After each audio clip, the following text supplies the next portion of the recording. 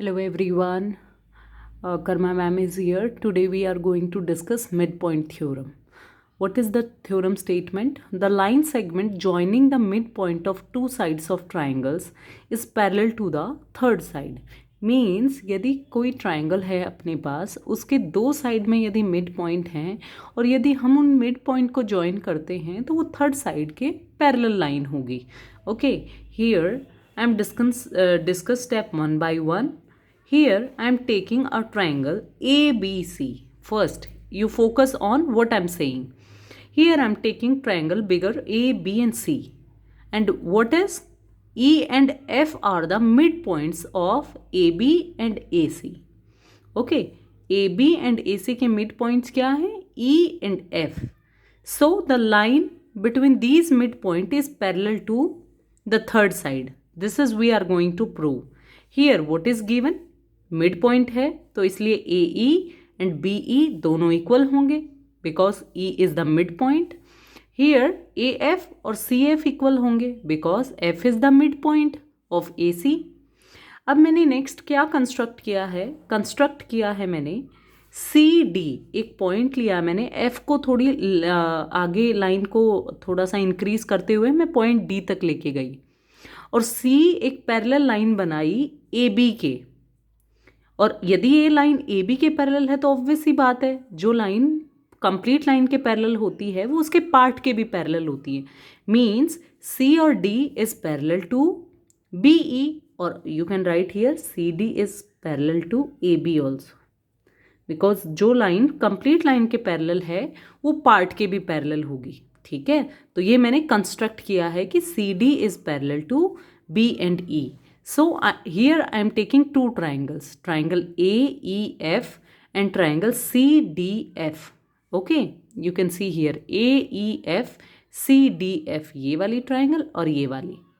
Okay, mid point है इसलिए मैंने यहाँ मार्क किया हुआ है this point is equal to this side and one single line is equal to this side. ठीक है, ये दो ट्राइंगल ले रही हूँ. कौन कौन सी? ट्राइंगल AEF एंड देखो AEF एंड CDF. ये देखो दो एंगल आपको दिख रहे हैं. जब दो लाइन इंटरसेक्ट करती हैं तो क्या वर्टिकली अपोजिट एंगल इक्वल होते हैं? So I am writing here angle AFE और CFD both are equal because these are vertically opposite angle. Okay, अभी मैंने एक बात कही है आपसे. Okay, these lines are parallel means AB parallel to CD, AB parallel to CD. तो ये एंगल A और एंगल C कैसे एंगल हैं? Alternate interior angle. दो पैरेलल लाइंस हैं, ये वाली पैरेलल लाइन है और ये वाली पैरेलल लाइन है. तो ये जो एंगल्स हैं ये कैसे हैं? Alternate interior means angle A is equal to angle C. और AF देखो ये वाली साइड और ये वाली साइड, क्योंकि F मिड पॉइंट है तो इक्वल होंगे. तो आप क्या बोल सकते हैं? That is given. तो आप क्या प्रूव कर सकते हैं यहाँ से? Bye angle side angle. देखो एंगल साइड एंगल क्राइटेरिया से ये दोनों ट्राइंगल्स कैसी हो गई हैं? कॉन्गुरेंट. दोनों ट्राइंगल्स कैसी हो गई हैं? Congruent. So we can write here triangle AEF is congruent to triangle CDF. AEF is congruent to CDF means their corresponding part and corresponding angles all are equal. sides और angles equal होंगे क्योंकि congruent है. तो मैंने क्या बोल दिया? देखो ये एंगल इस एंगल के इक्वल है तो जो एंगल इक्वल होते हैं उनके जो अपोजिट साइड होती हैं वो इक्वल होती हैं. इस एंगल के अपोजिट साइड कौन सी है? EF. और ये एंगल इसके इक्वल है तो इसके अपोजिट साइड कौन सी है? DF. तो ये दोनों इक्वल होंगी by CPCT. DF is equal to EF by CPCT. और you can say AE equals to CD क्योंकि देखो ये वाले एंगल्स इक्वल हैं तो इनकी अपोजिट साइड इक्वल होंगी. यू कैन सी हियर ये वाले एंगल दोनों इक्वल हैं. इसके अपोजिट साइड AE और इसके अपोजिट साइड CD ये भी इक्वल होंगी बाई CPCT से. ओके, तो यहाँ पे मैंने बाई CPCT से. अब AE किसके इक्वल है? आपको पता था E मिड पॉइंट है. AE BE के भी तो इक्वल है क्योंकि ये दोनों तो इक्वल हैं. तो क्या देखो यहाँ पे मैंने लिखा भी हुआ है गिवन में AE इक्वल्स टू BE. तो मैंने AE की जगह क्या लिख दिया? BE. BE और CD इक्वल हो गए. ध्यान देना BE और CD इक्वल हो गए. और जो लाइंस इक्वल होती हैं वो पैरेलल भी होती हैं. ये हम पीछे थ्योरम में प्रूव कर चुके हैं। तो जब अपोजिट साइड इक्वल हैं, पैरेलल हैं, तो उसको हम क्या बोल सकते हैं? These are the sides of parallelogram.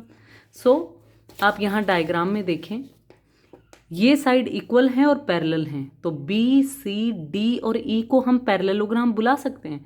B C D और ई को अपन पैरेललोग्राम बुला सकते हैं। मीन्स बी सी डी और ई क्या हो गया? एक पैरेललोग्राम। और पैरेललोग्राम के अपोजिट साइड्स पैरेलल होती हैं। इसका मतलब क्या हुआ? ज़रा वापस से डायग्राम में देखें।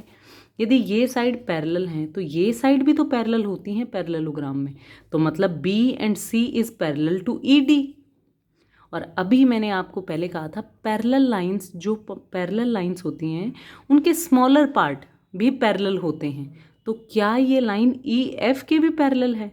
बिल्कुल मैम, बिकॉज पूरी लाइन यदि पैरेलल है तो उसके पार्ट्स भी पैरेलल होंगे। तो सिंपल सी बात है, यदि बी सी डी और ई पैरेललोग्राम है, ये साइड ऑलरेडी पैरेलल है, तो ये साइड भी पैरेलल होंगी, तो उनका पार्ट भी पैरेलल होगा। तो we can say that simply B and C is parallel to E D and B and C is also parallel to E F. This is our theorem, we have proved it कि जो जो mid point से जो line जाती है वो third side के parallel होगी।